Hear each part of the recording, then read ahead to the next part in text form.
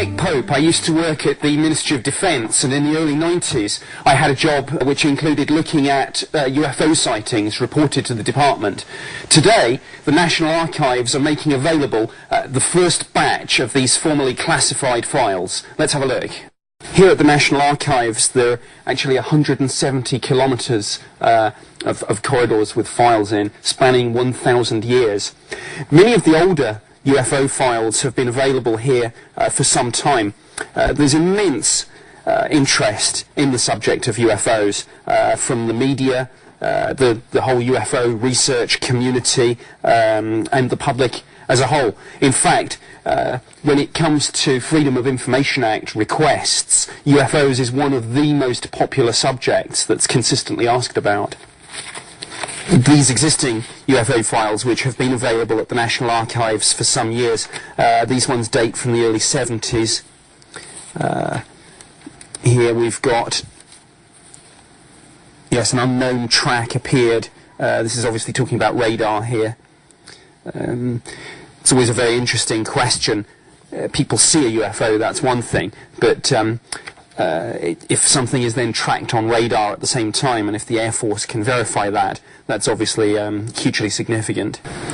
This is absolutely fascinating stuff. I mean, people will have their own areas of interest, but some of the personal highlights for me, I was interested and slightly amused to see a very interesting case where a whole bunch of staff and customers at a pub actually saw a bright white light with red and green lights on either side, and I think the clincher in this case was that when asked what direction this was, they said, well, it was in the direction of Gatwick Airport. I think possibility that might have been an aeroplane. 24/1922. There's a very interesting illustration of the fact that actually UFOs are seen in built-up areas. People have this idea they're seen in desolate rural places. Here was a sighting actually on Waterloo Bridge, when a number of witnesses actually stopped to look at this UFO that was seen over the Thames.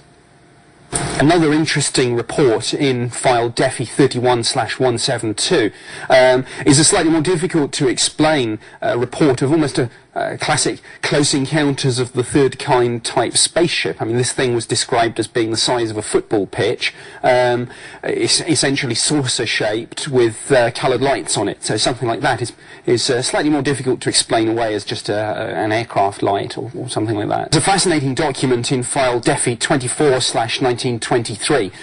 This one involves two UFOs being tracked on military radar, and they're seen to cover 10 nautical miles in about 12 seconds. Now, if that's accurate, the UFO was travelling at about 3,500 miles an hour. Obviously, radar is critical to any meaningful investigation of UFOs. It's one thing just to have eyewitness testimony, but if that's backed up by radar evidence, then it takes the investigation to a whole new level. There's an intriguing letter in file DEFI 31/175 from an ex-RAF serviceman who describes how in 1952 he and a number of other military witnesses at a base in the Far East, effectively the airfield was buzzed by a UFO, and it does seem as if it was tracked on radar as well.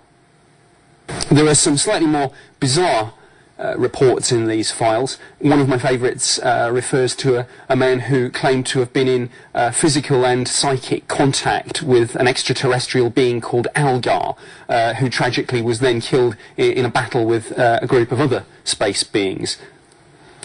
Another of my favourites from the slightly more bizarre material in these files is the old man who claims that he was actually taken on to a spaceship which had landed near Aldershot, and just when he thought that he was going to be taken for a flight, they said to him, "You can go, you're too old and infirm for our purposes." UFOs can be easily explained as misidentifications of something quite ordinary.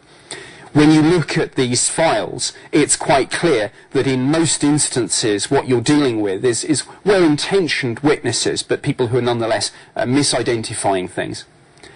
The most common things misidentified and reported as UFOs are aircraft lights, bright stars and planets, satellites, meteors, fireballs, airships, things like that. I think with the greatest of respect to the general public, the files that people will find more interesting are cases where the witnesses are, for example, police officers or pilots. And there are some interesting cases like that in these files.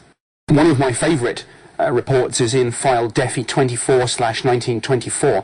It's a sighting from a pilot, and they do sometimes see and report UFOs. There's a comment about an object passing 1.5 nautical miles from the port side of the aircraft, and there's a comment, it's either A, a meteor, B, space debris re-entering the atmosphere, or C, a missile. And then there's a remark afterwards, if it's a missile, myself and my crew are not impressed. In file DEFI 31/173, there's a fascinating report. It talks about members of the public seeing a UFO. They call the police send people out, and then the police officers sent to the scene ended up seeing the UFO themselves, and actually making a sketch of it. All in all, this is a great day for open government and freedom of information. There's massive interest in these MOD files, and they're available now at the National Archives. The National Archives have put together a special site for all this material. There are links to the files, links to some previous files, a podcast, a research guide, and again, all this can be found at nationalarchives.gov.uk/UFOs.